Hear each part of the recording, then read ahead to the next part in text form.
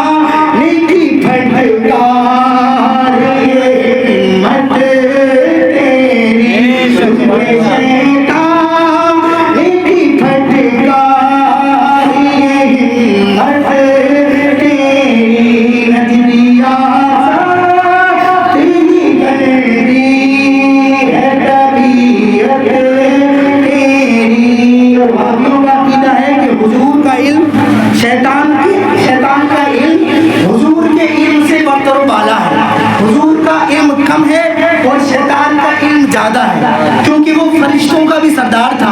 اس لیے ان کا عقیدہ ہے کہ ہمارے نبی کریم جو مدینے میں بیٹھ کر کے ہم غلاموں کی اچھائیوں برائیوں کو دیکھ رہے ہیں، ان کا علم کم ہے اور شیطان کا زیادہ ہے. وہابیوں دیوبندیوں کو ایسے تھوڑی نہ گالیاں دیتے ہیں. سرکار عالم نے فرمایا شرک ٹھہرے جس میں تعظیم نبی، اس برے مذہب پہ لعنت کیجیے.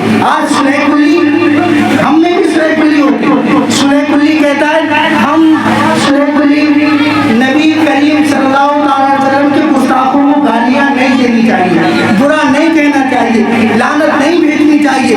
वो भी कलमा पढ़ते, हम भी कलमा पढ़ते, वो भी नबी के गुलाम, हम भी नबी के गुलाम, लेकिन सरकार की ताज़ीम करो तो कहते शिर्क हो गया। तो सरकार फरमाते हैं शिर्क ठहरे जिसमें ताज़ीम नबी, उस बुरे मजहब पे लानत कीजिए। तो जो कहते हैं सरकार का इल्म कम है, शैतान का ज़्यादा है, उस्ताद समन क्या फरमाते हैं, इल्म शैतान का हुआ इल्म नबी से ज़ायद, इल्म शैतान का हुआ इल्म नबी से ज़ायद, पढ़ूला हौल ना क्यों देख के सूरत तेरी, पढ़ूला हौल ना क्यों देख के सूरत तेरी। और अगले से अगला महीना बाद में शरीफ आ रहा है।